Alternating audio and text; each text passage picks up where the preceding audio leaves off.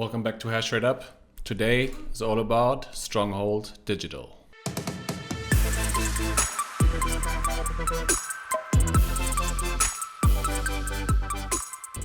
I had the great pleasure of sitting down with the CEO, Greg Beard.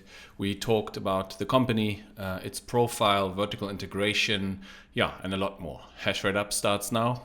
Enjoy. All right, everybody. Welcome back to HashrateUp. Thanks for tuning in once more. Today, I have the great pleasure of speaking to Mr. Greg Beard. Hello, Greg. Welcome to the show. Thank you. We are at blockade 847795. Hash rate on the 14 days, 596 exahashes, and the hash price is still $56 per petahash. It hasn't changed because the last two recordings I did this week as well. Greg, welcome. Thanks for taking the time.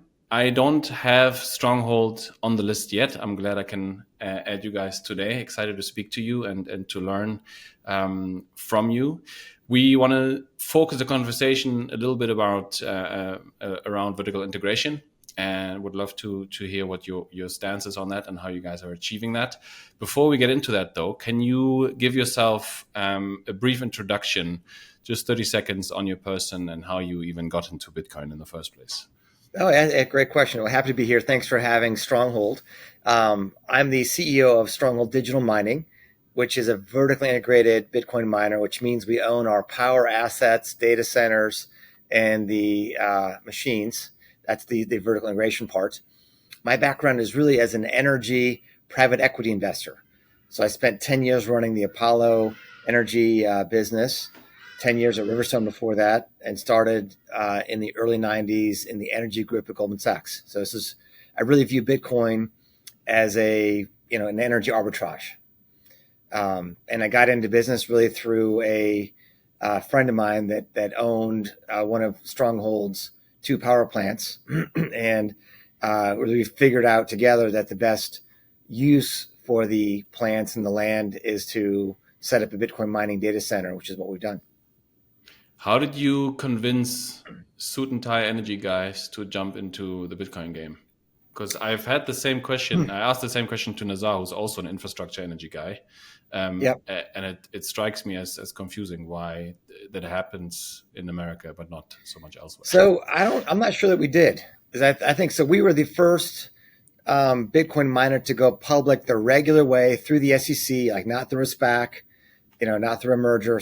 And it was a difficult process to get through the SEC. We had done two private rounds of financing before going public. And there were some, a few institutional investor, like suit and tie investors in the private rounds. And I think what they were seeing was really the beginning of the institutional interest in Bitcoin, because we'd seen, we went public October 2021. Bitcoin is, that was within weeks of Bitcoin hitting the previous, all-time high. And so I think we had really good timing to access the private capital markets and public capital markets. And I think it was probably just a bit of, what turned out to be bubble type pricing for some of these IPOs and de-SPAC transactions. You said Stronghold started with two of their own power plants. So you basically went from being an energy business into being an energy and Bitcoin mining business, or only Bitcoin mining now? No. So now the way we think about it, and the energy asset is unique. So I do want to describe how we make the power. But the benefit of our model is that if power prices are super high, we can shut the data center off and sell power to the grid. And I think last year we did that a few hundred times. So this is not a maybe it'll happen sort of situation. We can very quickly, meaning within seconds, scale the power utilization of the data center back and divert all of that power to the grid if power pricing justifies it. Alternatively, if power prices are so cheap that it doesn't make sense to make the power, if the cost to buy power is cheaper than the cost to make it, we'll turn the plant off. Which occasionally we do. And I would say we like more and more, I think for the next few years, we're expecting to do that seasonally at one of our plants, and because the cost of making power there is slightly higher than the other.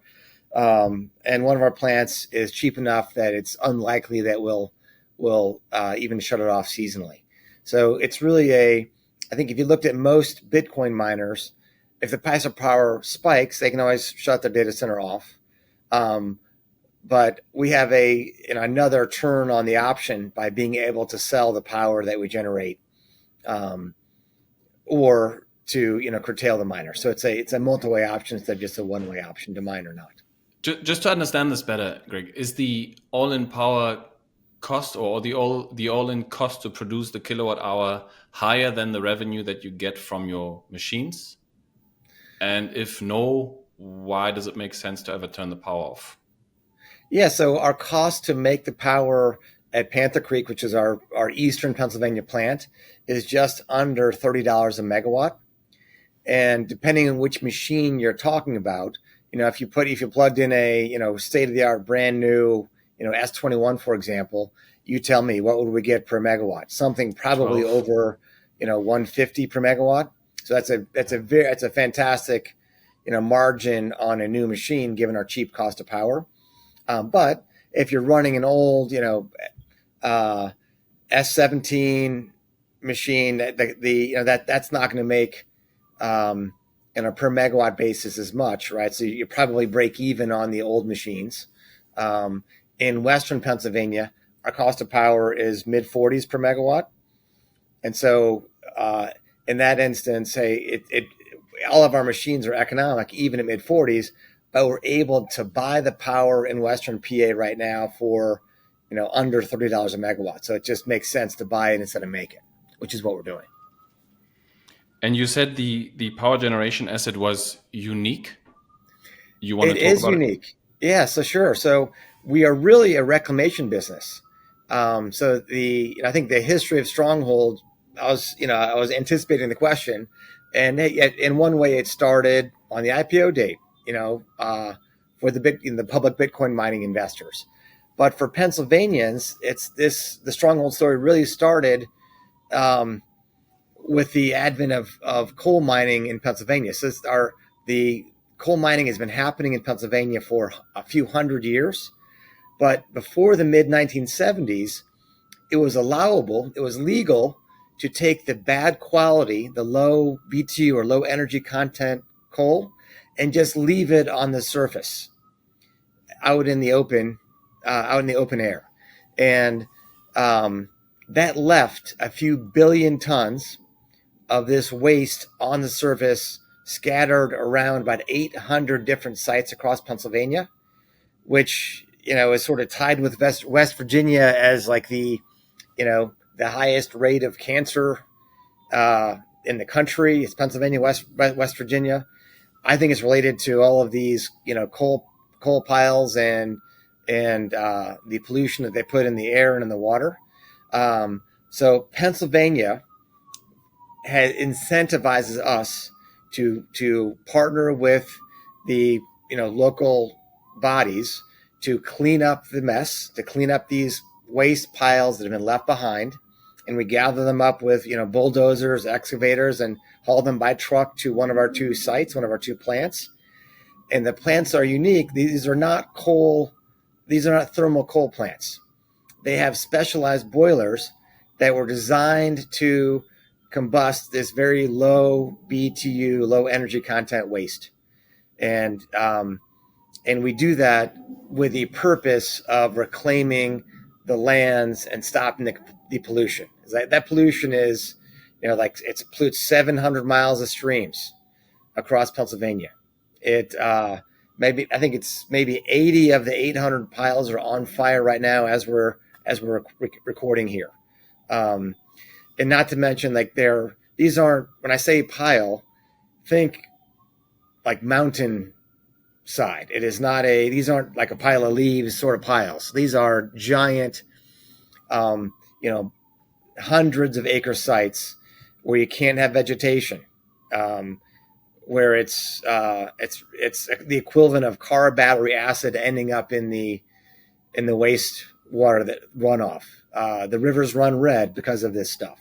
So, in my view, it's a little bit. I'm upset that our federal government let it happen and then didn't really prioritize the cleanup, because this is the coal. These are the communities that mine the coal that built New York City, where I'm sitting right now, or Chicago, Philadelphia, and really fueled our industrial revolution here. The coal mines are largely gone, but the waste, and the wreckage to the neighborhoods and the communities is ongoing. So the state incentivizes us to clean these piles up. We get paid a payment per ton that we reclaim, and then we also get renewable energy credits, which is the same as like what solar and wind and hydro would get, rather. And that incentivizes us to clean up this problem. So I really view it as we're a reclamation business where the byproduct of that is power, and we use the power to make Bitcoin because that's the best market for it, that power. Just to understand this better, I think I read about this before as well in a article somewhere. Are the Bitcoin mines set up next to these piles of dirt as well? And because otherwise there would be no other demand for it? Or is it the extra incentive that the government in this case gives you guys that makes it worthwhile picking it up? No, so you can't. So our plants would cost about $500 million each to replace. So you can't set up shop next to one of these waste sites and like quickly and easily build a plant to use that waste. And we have to, we'll haul it, up to like 40 miles right now, plus to get it to our site. And these are, it's a 10-story giant building. If you're ever in, next time you're in the U.S., come and see it. They are giant operations, and it's a really sophisticated technology that lets this waste combust. It's almost more akin to a chemical reaction than it is a burn. And it's, we put in crushed limestone, and the resulting ash that comes out the back end of the plant is deemed to be a beneficial use ash that's non-toxic, which is very different than what would come out of a thermal coal plant. We have emissions controls that remove, 99 point something percent of all of the cancer-causing toxic emissions that are ending up in the air when they're left unattended to, and when they burn, obviously. But again, just to further dig down, because it's really interesting. Why, before Bitcoin mining, why could you not produce power with that stuff for 24/7? Oh, we did. Yeah, we did. You did. Okay. Yeah. So I think the first 2 decades of the plants, they were on fixed power price contracts to make the power out of the waste and sell it. And I think in more recent years, we are merchant plants, meaning we sell power into the grid at the merchant price plus the renewable energy credit that we earn on top of that. All right. What was the main reason, Greg, for you guys to go public? Why did you decide to do access that? to capital. So I think I'm proud to be an American, and I would say, hey, while we definitely have our issues, one of the best things we have is access to capital markets. And hey, I'm proud of the Stronghold model, where we can, buy the power, make the power, make the Bitcoin or curtail. That's a unique strategy, even in mining. And I think the public market liked the story, and we got access to to capital from the public markets in doing that. And I think, as I'm sure you've heard from others, it's setting up data centers, getting access to the power. That these are capital intensive projects when you do industrial scale. Was there any specific project that you raised public money for, where you said, hey, like, we want to do this, but we need CapEx, so let's do it, and let's go public? Yeah, so both to build out the data centers and buy the miners for both plants. That was really described to be, and some plant and rehabilitation was also described as sort of the use of that capital. When you present the company, the tagline is we're a vertically integrated Bitcoin miner. Why is vertical integration such a focus point for you guys? Yeah, I think what's really becoming apparent, I would say in the past year, I guess even just to back up, for most of the big Bitcoin miners that are public today, they got the majority of their growth to date during a time when power was cheap and readily available, across the U.S. So like right now, Texas is the biggest site for mining, and that's really a result of Texas having had access to very cheap power related to cheap gas. That has changed now. So now PJM, the grid where I'm operating, is expecting cheaper power pricing for the next few years. And if you looked at where current prices are, if you were to enter into a PPA to buy power, it's at least double where it was just a few years ago. So I think what was apparent to us with the model of vertical integration was, one, to create this multiple way option to buy power, sell power, and have the ability to make more margin during times when power prices are super expensive or super cheap. When I think about the grid in the US, I really describe it as like the Californication of the grid, meaning we're adding more solar and wind, which are intermittent sources. And the effect of that is we're making power prices generally higher than where they used to be and a lot more volatile. So if it's a sunny, windy day in Texas, expect power prices to be, free or even negative. But if it's cloudy and still, you might have power prices and 100 plus degrees, which it is for, 90 plus days. You might expect to have, triple digit power pricing to go along with the triple digit temperatures. So, Before you go further, Greg, why do you say? Sorry to interrupt you. Why do you say it gets more expensive? Because I was on the same discussion one of the last few interviews that I had. Why do you say more renewables make power more expensive? Well, I think for one thing, if you were just to study, which I've done, every grid around the world, around the US as well, the higher the percentage you are of renewable energy, the more expensive the power prices are and the more volatile they are. And the reason for that is because renewable energy, like solar and wind, they're intermittent, that they're not base load producers. So you need to have that, you want to have that green infrastructure in place, but you still also need that base load power capability. So you're really doubling your generation capacity and not really getting to eliminate the old base load. So it's not that's one factor. The other is we have a little bit of a little bit of a misleading, statistics on, is solar really cheap? And I think my favorite example to describe why I think it's not as cheap as it has been described is if you were to take a 100 megawatt, gas fired baseload plant, that'll run around the clock 24 hours a day.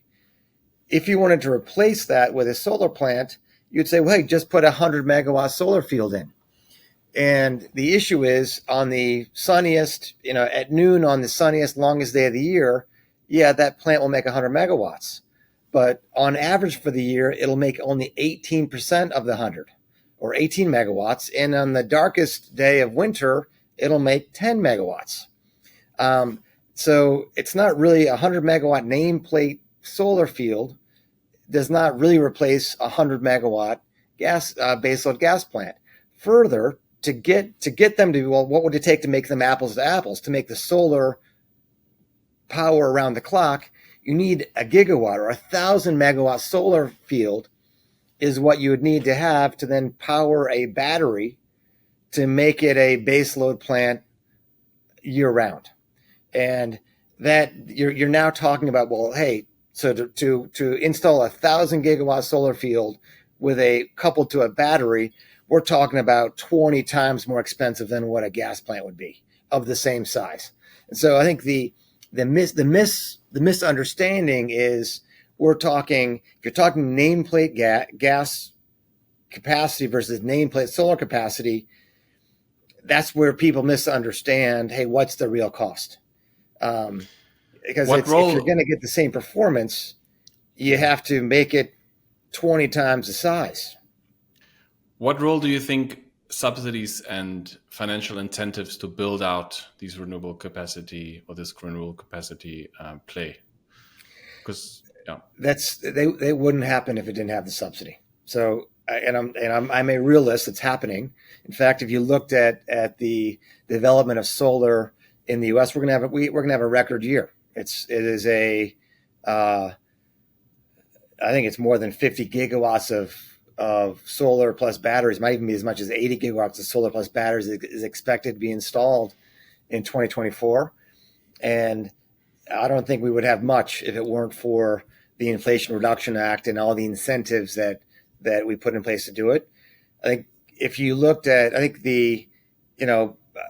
with the risk of sort of being canceled, if you looked at what our biggest economic competitor is China, they're building 25 nuclear plants right now and have dozens and dozens more that are under consideration or being proposed and planned. We turned on our last nuclear plant in the U.S. just a few months ago, and hey, it had massive cost overruns. I think it's like it's just an unfortunate reality. Hey, we'll probably wake up, hopefully next year or next week, but certainly in the next few decades, we'll say, what have we done? We installed all this super expensive intermittent power. And meanwhile, our economic rival has round the clock cheap baseload power by installing all these nukes. Look, Greg, I don't think there's any risk of being canceled here. I'm a German national myself, and I studied energy economics in Germany. We turned off all of our nuclear research. Power prices are at 40 cents, and everybody celebrates Germany for a great renewable energy transition. And you're like, hey, if you give me unlimited amount of cash, I can make any transition a success, right? We don't have much of a disagreement here at all. Let's get back to vertical integration. That's where I interrupted you. Sorry. Yeah. So in my view, just the advantage of owning the power asset, which wasn't apparent, I'd say AI, which I'm sure maybe it's been talked about on your show. The power intensity of AI is between 6 and 10 times of a regular, say, Google search. And if you looked at power demand in the U.S. and globally, AI is a factor. Like it's being talked about. We need in the next 5 years something north of 50 gigawatts of new power just to satisfy AI-related data centers. I guess bringing that back to vertical integration, hey, if power demand wasn't going to grow and power were readily available and cheap, yeah, then spend your money and your time just on running your data centers and buying new machines. But I think what's become apparent really in the past year is that power isn't going to stay cheap, and it's really difficult to develop new power assets, particularly in with the not in my backyard movement, like getting new pipelines, new transmission lines, new plants built. It's really, really hard, and you can't solve the power needs of a data center with solar and wind. You want to have base load power for that. So we had a power crisis before the AI demand came along. We have an old grid. We have an aging grid that needs tens of billions of dollars of rehabilitation just to sort of keep it going. We're seeing an increasing number of blackouts in California, now in Texas. It's related in part to aging infrastructure. So we had difficulty before we had this increased demand. So we had flat demand for like 15 years. And now we have a really rapidly increasing demand related to AI data centers, and being vertically integrated lets us control our destiny with regard to getting access to cheap power. And then if power doesn't stay cheap, we'll get the benefit of being able to sell it into the grid And so it lets us have this multi-way option that, as we see more volatile pricing, is going to become more apparent how important that is. Are you going to vertically integrate further down the stack as well? You own infrastructure. You don't need to own transmission, I assume. You own your ASICs. Obviously, you own your own sites. Are you thinking about your own pool, your own firmware, all of that stuff as well as you think further down the value chain? You know what? We own our own. We do own our own transmission line, and that gives us, sort of additional optionality. Mm-hmm. When I think about like what's next for Stronghold, it's probably not to own our own pool. I think there are, technologists that can provide that type of service and charge a fee that'll be better for us economically than developing our own. I think what we're really, which is going to be different than most miners, is that when we see our sites, we own 600 acres at one site, 150 acres at another site. We have access to a lot more power than what we're currently consuming, what we're producing.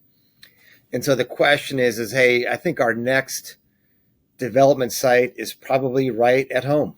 I think we're looking at ways to expand our power consumption, and then really determining, is the best use of that power Bitcoin mining, or is it better HPC, or better to partner with a developer for making an AI related data center site.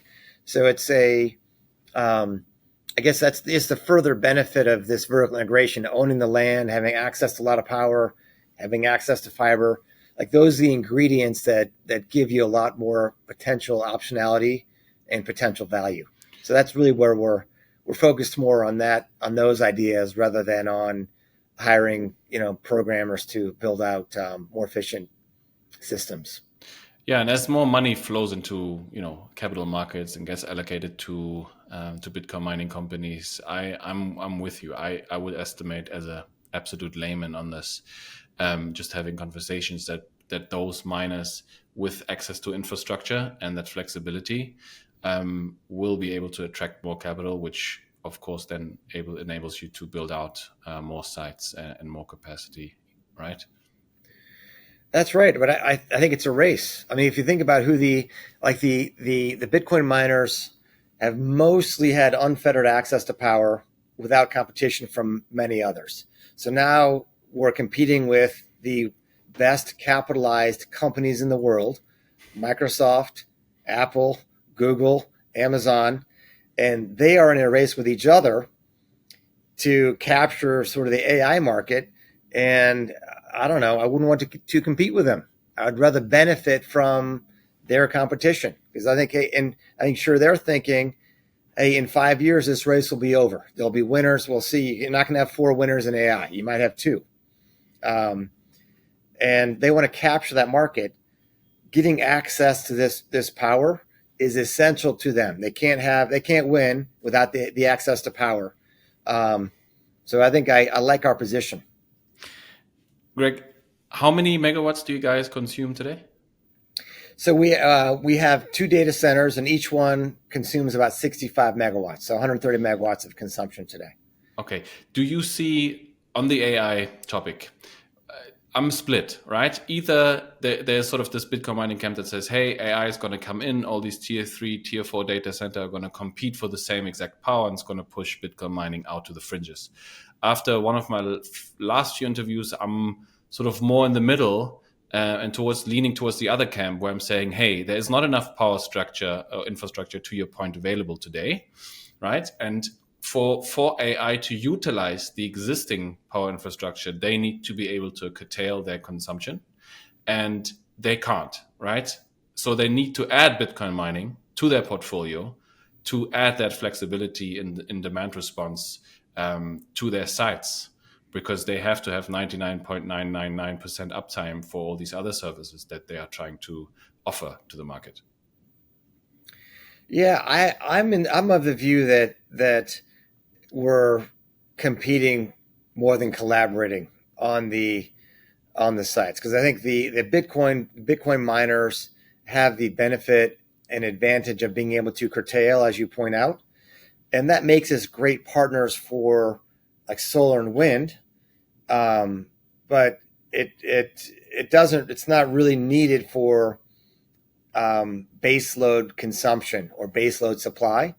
And I would say the big data centers, they need backup power on top of their base load supply, and that's going to really promote probably power purchase agreements with gas plants and existing nuclear plants, because I know they want to be carbon free if they can. But I'm not sure. Like I think if I'm to think about, hey, who's going to win? How's this going to happen?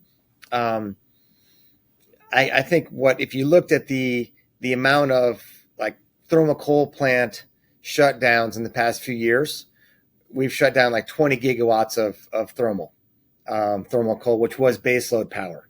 We're now saying we're going to shut down another, call it 10 in the next couple of years. We really haven't added any new gas plants of material size in the past few years, but we're adding all this solar, which really isn't. It's not really appropriate base load for data centers. So we're compounding the problem by shutting down base load without adding base load to replace it. And that kind of worked if you could do batteries in scale with it. And, we had a little bit of excess power before that, you always want to be able to make more than what you've got. And, like an 80% rule, have generation capacity that's so 20, 30% more than what might be used, just to have a safety measure there. But I think we're kind of through that. So I think if anything, what's likely to happen is that plants that were expected to be shut down aren't going to be shut down. I think nuclear plants that are sort of at the end of their nuclear license, expect those to be extended. Coal plants that were supposed to shut down last year or this year, expect them to stay around longer. Because you can't, the system's going to break. You can't shut down all this base load. Say you're replacing it with an intermittent source that doesn't provide baseload power, and not build anything new and add all this demand. So I think the system has I would say my headline is somebody's wrong. Either we're not shutting it down, we're building a lot more new stuff, or we're going to not be building as much AI as what we thought. And I think they're just gonna compete like mad for the existing available sites. Yeah, no, I had a DPO on as well, and the way I kind of see this going, because adding batteries to all of these power plants is just going to drive price up, just like financial incentives will, that at the end the consumer has to pay for, right? Yeah. We've got a lot of old machines in the US right now that are being cycled out, and all of those would be potential fits to increase consumption nearby solar plants, giving them that revenue source that would maybe come in part from financial subsidies. But I recently went to the German parliament and talked about Bitcoin mining, and in that country power prices are like at $40 and there's no more room to financially incentivize. Where's power price going to go? 50? Industry is already moving away. Like, you cannot put more subsidies into those electricity prices. It's just not possible. So maybe I'm obviously conflicted because I breathe this industry every day, and I sort of see everything orange. But it's a very logical conclusion to me that all of these older machines that are in the US today that cannot move because they don't want to be sold for $2 per T right now, they'll end up on all of these stranded assets where somebody says, hey, we can deal with 50% uptime, 60% uptime, whatever, and we'll do it like DPO, giving the generator a floor to their electricity price. I agree that it makes sense. Whenever you have super cheap prices, to the extent the infrastructure is already built, and you can put a data center or even like a shipping container with miners in it, sure. I agree. That is a natural used for that excess energy. Let's shift gears a little bit, Greg. I wanted to speak to you with regards to vertical integration, also about treasury management. And I want to understand a bit better how public companies typically manage that today. How do you guys approach generally treasury management? Is this something you outsource as well, or do you do all of that in-house? No, we manage it in house. We like right now we sell the BTC that we mine, probably every few weeks to every month, just depending on what's happening in the market. And we're doing that because we need the cash to pay bills and have capex to buy new machines. But I think, hey, the goal is clearly, to the extent that you generate more BTC than what your capex needs are.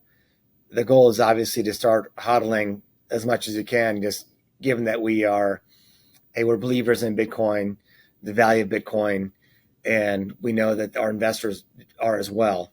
So that's an aspiration that we'd have. But today we end up converting our BTC to cash to spend that capital. And how do you think about the sort of obligations that you have against or towards? What's the right word there? I'm not sure. When it comes to shareholders, like, how much do you need to sort of allocate to paying out dividends regularly? And is that maybe a disadvantage to a private miner that can sort of do what they want? We don't pay dividends, and I don't know of any public miners that do. So we spend, which I think there are some interesting business models that might someday come around where people do pay sort of BTC style dividends. I think a company that did that could be valued at a premium, I believe. But I think a way to answer that question right now is you look at what's the best way to allocate capex. And interestingly, right now, if you looked at the cost of machines versus hash price, the return on that machine right now is relatively fast. So you can buy a state of the art machine, and you'll have probably less than a 2-year payback, depending on your cost of power on that machine. I think there have been times when things have been a little bit more frothy in the space, and you had as much as a 4-year payback on machines. And so I think right now it's a cycle, but we're at the point in the cycle where it's a good time to invest. The returns are good when you invest new capital now. I think looking backward, it turns out we invested and a lot of others invested at a time that turned out it was a bad time to invest. Even though Bitcoin price was high, hash price was high, the return on those investments didn't pan out as much as we would have hoped they would have. How do you come to a decision like this? I mean, if I look at the ASIC price index of Luxor right now, right, it's very hard for me not to get extreme FOMO and buy all the ASICs that I can. As a private miner, again, I can just go out and do that. What's the process like there for you guys? If you look at this, how long does it take you to actually execute on an idea like that? Yeah, so from our vantage point, we do the same thing that you just described. You look at, where do ASICs trade? Should you buy, the state of the art brand new one, that's the most efficient, or should you, buy one of the older, less efficient machines at a dramatically lower price? I think the answer to that is, what's the cost of your power? So if you have a super cheap power price, or power free, don't spend the capex. Get the older machine that's less efficient, and you'll have an astronomical rate of return on that machine. If your cost of power is higher, or if you're trying to show or you have a limited amount of power, then you're better off buying the more efficient machine, even if it costs you more money, even though the payback will be longer. So I think the different right now, what's going on is everyone meaning the public market has these astronomical projections for what growth rates will be. And I'm not sure that they have, and I think they have access to the miners. I think Bitmain will make the machines that are needed to achieve that. I think the question is will the plugs be there and will the power be available? And will those that with those projections be able to deliver their growth, which power and sites are required to do? And I don't know. I think it's got a lot in the past year. It got a lot harder.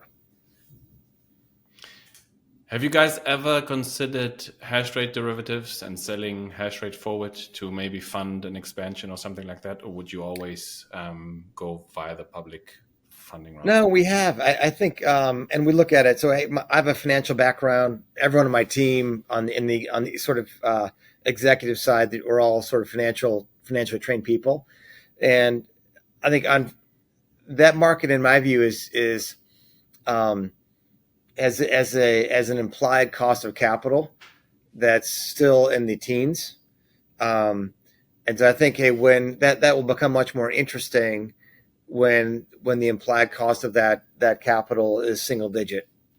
So yeah, we look at it and study it, and I think we're probably as an industry all more optimistic as well on where Bitcoin price might go.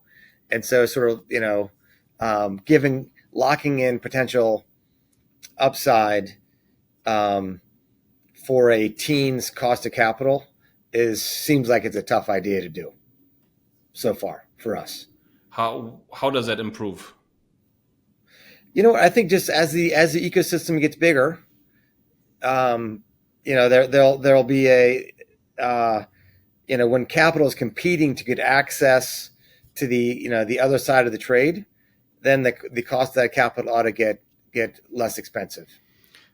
The analogy that I have here is a small pool trying to grow, right? If you have an idea like this, how do you grow that idea if everybody's sort of at the let's just wait until it's bigger, right? If everybody's leaning back, nobody's gonna make that move. I think what we need is a well capitalized investor that's willing to say, hey, I want to own this market and create a new market and go in and be willing to evaluate the risk of that sort of hash trade and decide that it's a single digit rate of return worthy investment. Okay. But to date, I think most of those that are in that business are trying to earn, at least double digit and probably 30-40% rate of return, because they're probably levering on top of that. So I think we just need more, you get institutional capital that has a different lens of risk return, and that will quickly change the market. Maybe with the ETF capital coming in, that can happen.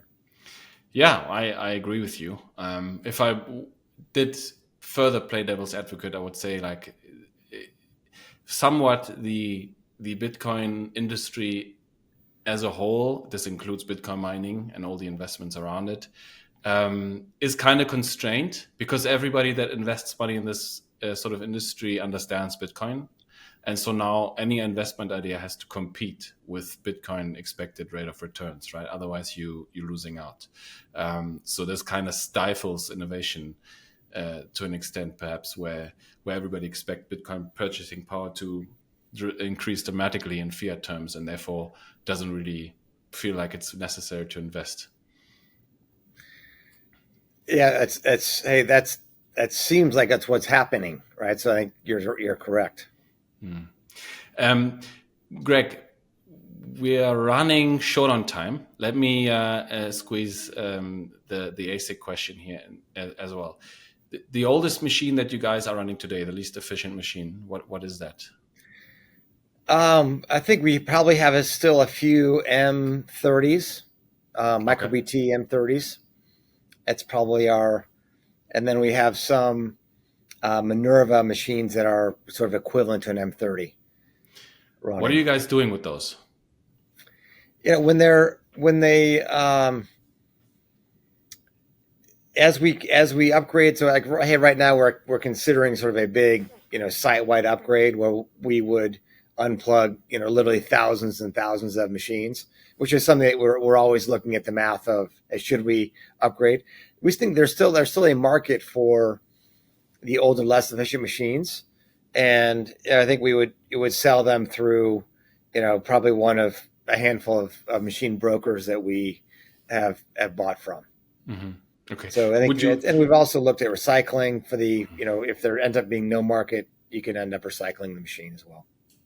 Would you go the global diversification route and seek out lower power and higher risk jurisdictions? I don't know, talking about Paraguay, maybe below 3 cents, 80% uptime, or Ethiopia is very common right now.